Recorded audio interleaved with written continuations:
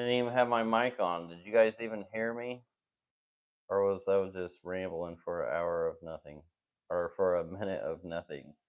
But anyways, microphone's on now. Glad to have you guys with us for this Q&A. And yeah, I had no sound. Okay, glad I figured that out sooner than later. I was trying to rush getting up and on here. And glad I didn't at least get in like 10 minutes or so. But pretty much what I said was, hope you all doing well. You know the spill, those have been around here, and I hope it always gets better for you. And letting you guys know, I'm in the plant room here, as you can see, kind of like a jungle right now. And glad to have you all in here, and that we have an amazing community to help us figure out what's going on with our aquariums, or just different things we can do to have fun with them. And just kind of brainstorm Q&A. Been doing these Friday night lives for years and years, and have learned a lot. Um, Aquarium Fantasy, glad you got your power back. A lot of people still reeling over the hurricane coming through. Luckily, it turned out all right for us. We were up north, still remained our power, and a lot of wind, a lot of rain, but nothing too dramatic compared to like Helene when she came up here in Idalia. But yeah, it's been a wild week for actually wild month really for Florida. But I love it. Some people say get out of there while you can. But you know, if it gets real bad, we just go have a beach day somewhere on the other side of the state. There's always a beach where the hurricane's not. So might as well make the best out of it. All right. And if you guys notice, I have been doing some new live streams, more live streams with you guys. Just kind of interact more, make myself available, and share with you guys.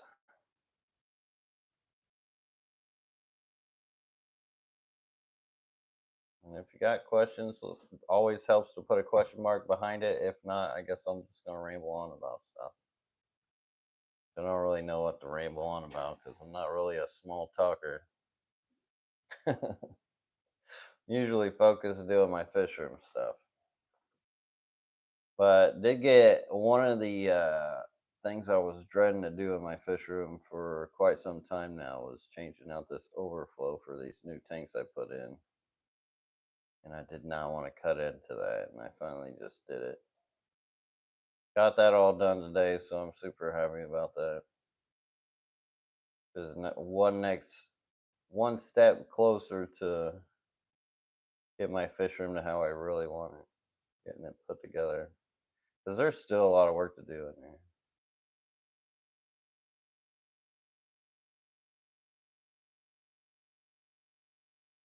Brand Fantasy says, "Come over to my side, Lucas, the Rocket Coast."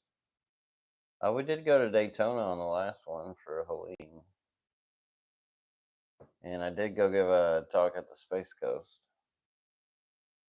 Or was it the Gold Coast? Was it Space Coast? I always get the Space Coast and the Gold Coast mixed up. You guys ain't too far from each other. I know where you guys are now, though. I know like the Space Coast is more north, and then the Gold Coast is more south.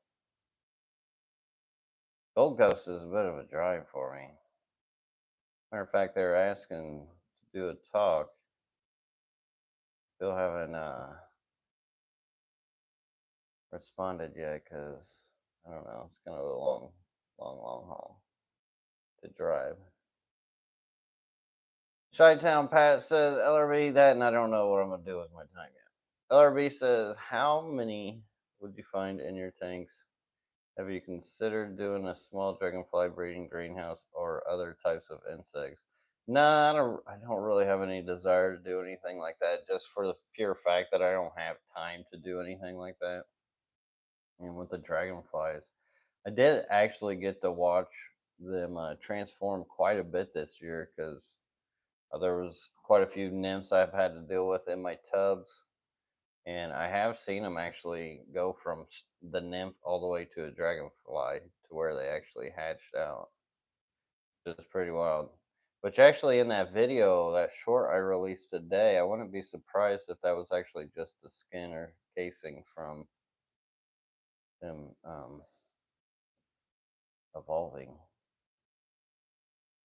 Harry Britton says, "What up, big dog? Glad to see y'all are doing good. Sorry I'm late to the live stream. Well, glad you can make it here, and good to see you too." Michael Kidd says, "How many type of Medeca you breed now?" Well, it all depends on how you look at it too. Um, some strains don't always breed true, so you end up with more strains. But is that really a strain? I don't know. But I'd say like solid wise, probably like 8, and then a couple that could need some work. But I've been hoarding them a lot just to get massive schools of them going. Pepperland Creek Aquatic says best soil for your Monstera. You did nutrient rich, well draining soil. Nutrient rich, well draining soil is what Lady LRB says. So what's nutrient? You use Miracle Grow dirt and from like a bag, indoor bag of dirt or something. Is that what you get your nutrient rich soil from? Type of Miracle Grow that I use is Miracle Grow Indoor. Okay. The soil. Soil. Right. Okay. Well, there you have it. Plant question answered here on like our LRB Aquatics. Deacon says, would you consider breeding and selling mystery snails, reds, and blue ram's horns? So I do have mystery snails. Or no, I don't have mystery snails. I have a few. But I don't, and I've had them actually like make their little cocoons out of the water to make baby snails. And the fact that I don't keep tops, they don't usually stay moist enough to actually like evolve. That my water is somewhat acidic, so it's not the best for them to breed in. So I don't really like focus on it. I was trying to get my neighbor to do it, but he doesn't really have time for it.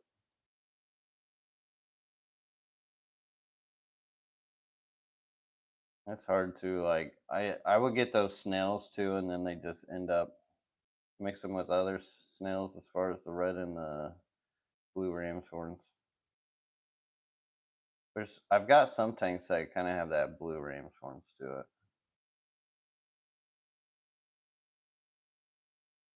Harry Brent says, getting any of Greg Sage's Odessa barbs? Ever had the strain? Any suggestion for breeding them? Seen his videos, but I keep natural planted tanks, not bare bottom. So I haven't actually kept the Odessa barbs. My dad has had them and has bred them just by keeping them in a community. And as far as getting Greg's, I'm not planning on getting any Odessa barbs. I mean, they are neat fish, but I'm not really the, I don't know, I don't really have room for them. But if you were to get a straight Odessa barbs, Greg Sage, like he really has worked on that line hardcore. Hardcore. Hi, Chim Haruchi says, what would be the best Nino fish to breed for profit and how many tanks would you need? So right now, I don't know. If everybody knew that question, they'd probably be doing it. And then that changes the equation. So if somebody thinks that this nano fish is the best one to breed, best for profit, everybody would do it. Then it would drive the market down, saturate it, and then it would not be that fish. So saying that, when it comes to breeding fish, I wouldn't really go for like the one that is best for profit because a lot of probably match up fairly well with being the best, but really go off of just what you like and what you see that's popular, people are buying. That's the best way to look at that. And there's many ways to do it too when it comes to you know, trying to make a living off of breeding and keeping fish. Is it all about the money, the best profit, or are you trying to conserve fish? Maybe dabble in something different, or maybe even have a mix of all of it.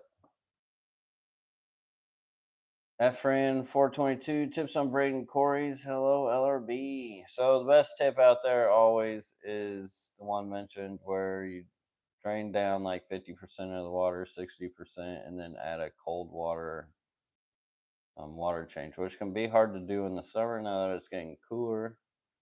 And these cooler months that are coming, that's the best time to get those Cory cats really going. And sometimes if you got other fish breeding in a tank, that can make them feel frisky enough too. I'm a big fan of using Daphnia for triggering breeding, and it'll do the same with Cory cats. Excuse me.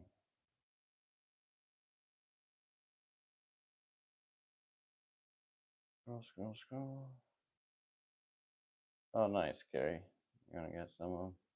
Deacon says, "Who's got dibs on instructions for betta breeding? Any tips?" So betta breeding, it can be rough sometimes.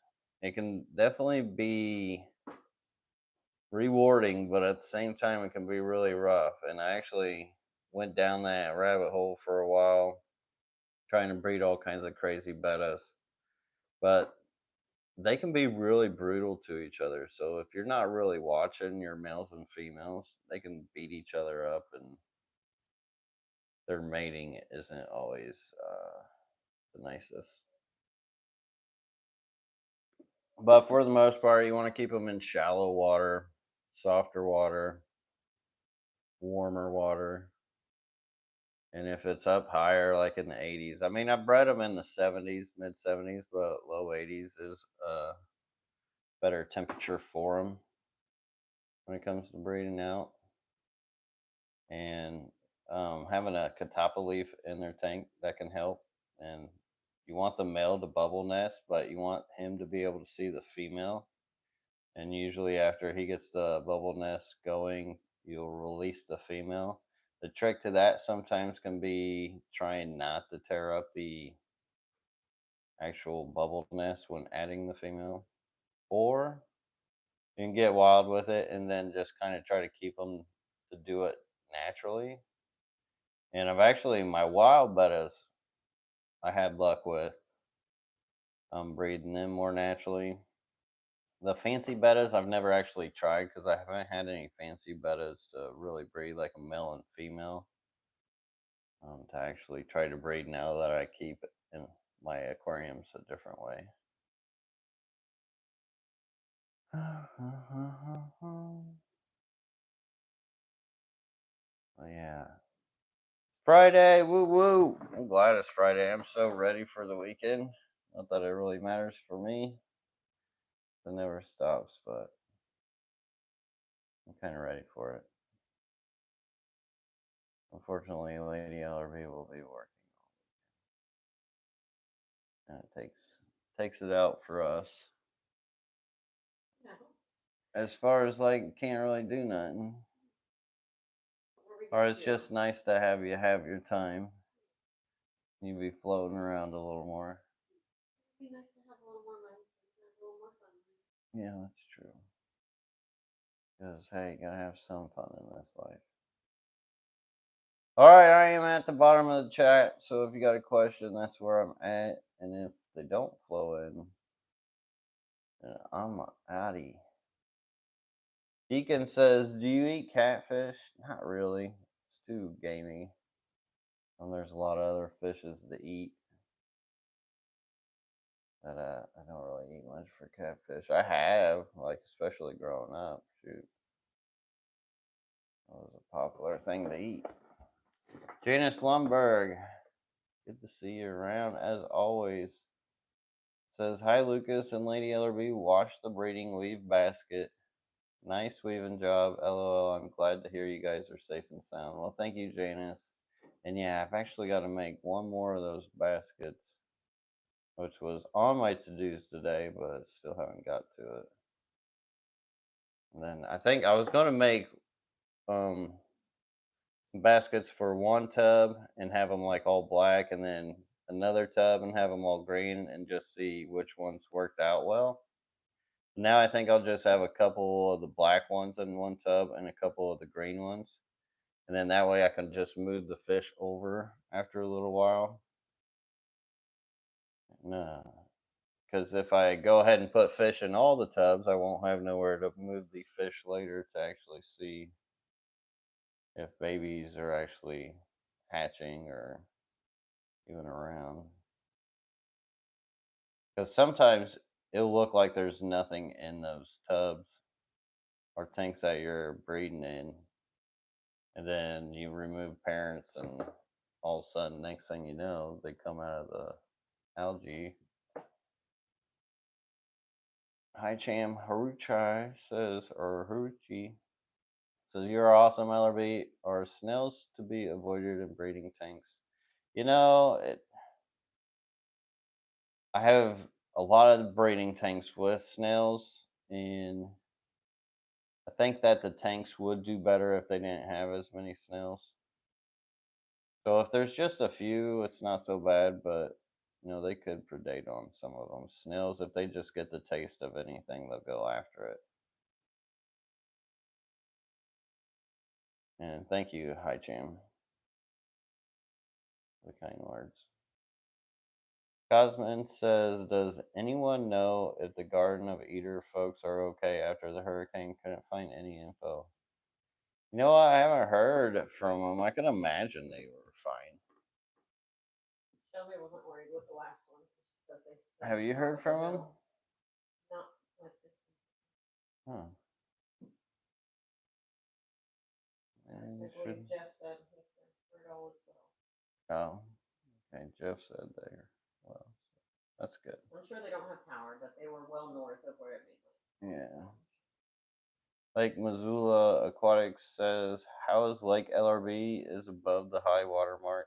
So it's not the highest it's ever been, but it's definitely getting up there. Where all the ponds out there have just become one huge pond. Candy Coach or Randy Coach says, how long have you kept the line? Line for which? The white lace. Oh, the white lace snakeskin. I think almost a year.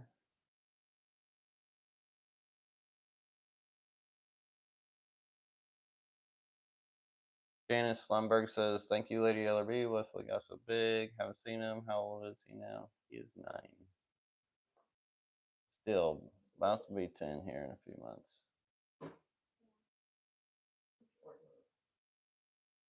Xanadu member for 42 months. 42, the answer of life, the universe, and everything.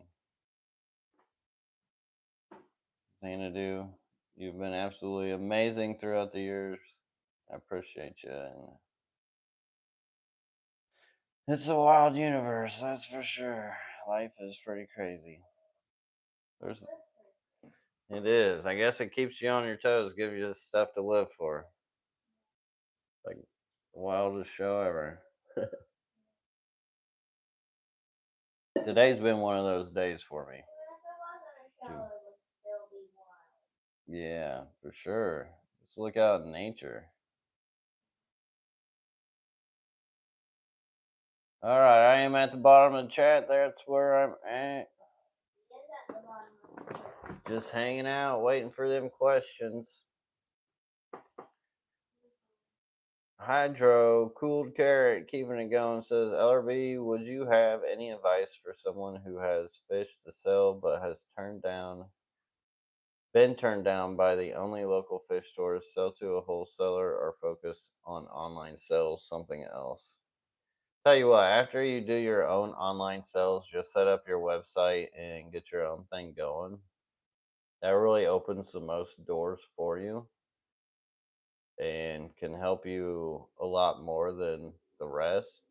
Although you've got to market yourself and there's a lot of work that's involved in all that, but when you just start doing it and you offer a good product, then things will speak for themselves.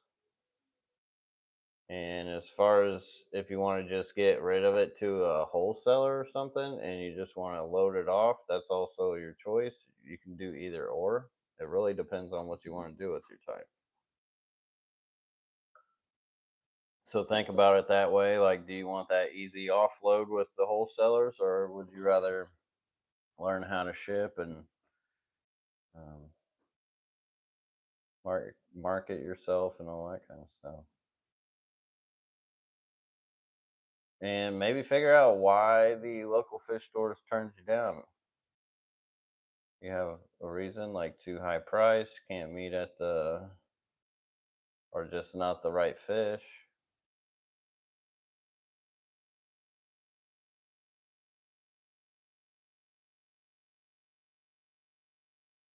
Um, Hi Cham. Ruchai says, hi again. Do you plan on doing tours of your breeding room? So, like video tours, yeah. There's actually quite a few people that come and there's always somebody wanting to come do a video tour of it. As far as YouTube, I should do one myself on my channel.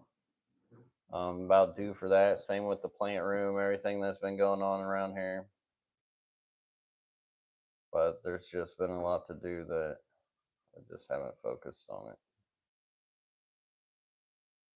And as far as letting people in, I don't know. I'm not there yet. I think if we had like a separate, I was thinking at some point, if we had like a separate, like little kind of space where people could just like, kind of like a hotel getaway, maybe sell some tickets for the fish room, like come spend a weekend at LRB's, maybe like a bed and breakfast. I think that would just kind of be fun, hang out with fishy people. Here, Fishy says, been out of the fish game and getting bit by the bug again. Are you still selling shrimp? I am here, Fishy, and I could see you around. Yeah, that'll happen with the hobby. Get in and out of it. Pepperlink Creek Aquatic says, which rainbow do you want but don't have now? I want a good line of the upper tour, Chillinothernia upper tour. That's the only one that I really want that I don't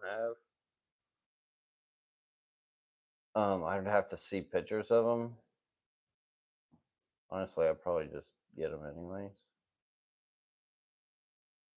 But that's about the only one. Drew Killian says, "Do you believe bladder snails take out baby Bloody Mary shrimp?" I doubt it, but it's not impossible because they could just smother them, or they just roll over them, and if the shrimp doesn't move, it just kind of. I can imagine it can do some serious damage. If not, if it gets into its mouth. 'Cause some of those little baby shrimp are super tiny. But I've got those snails in a lot of my tanks, and there's always enough babies around to at least keep colonies going.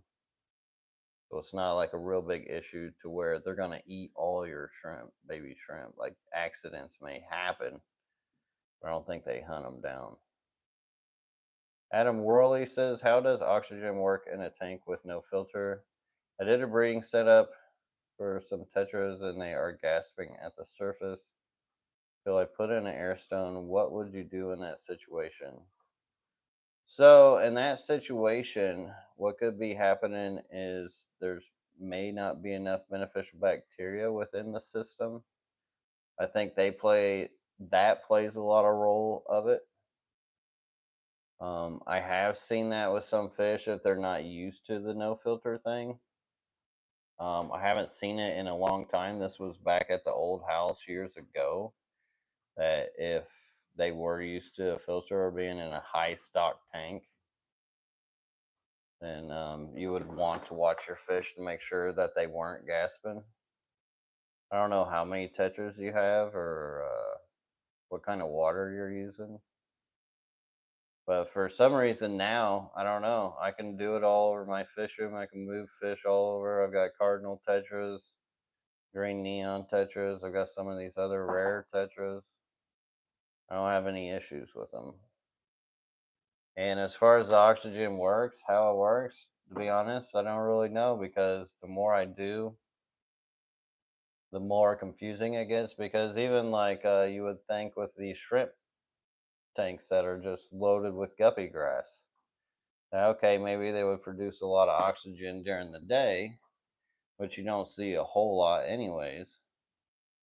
And you would think at night that would strip away all the oxygen to the point that nothing could live in there, but stuff does live.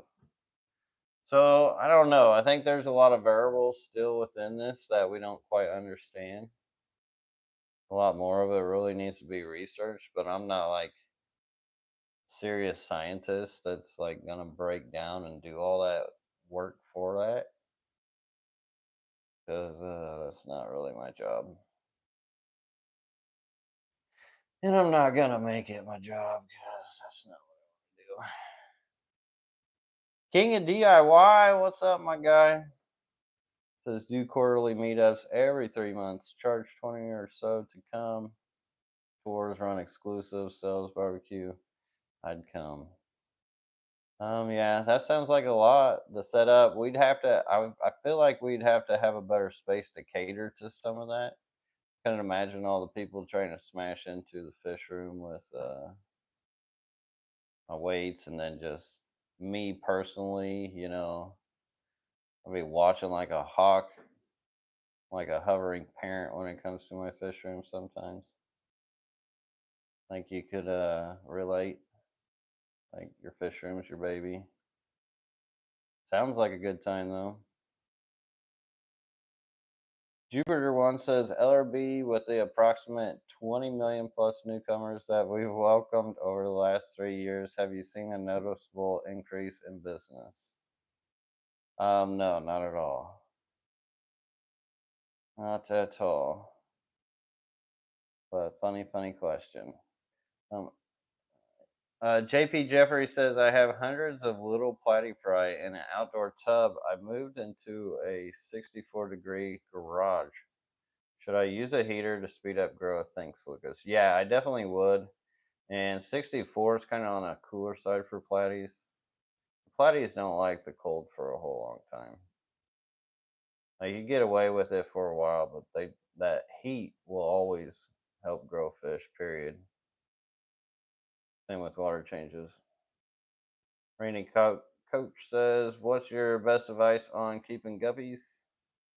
I would say mineralization's good for them. Keep them fed. If you can feed them twice a day, you'll get less predation and more babies.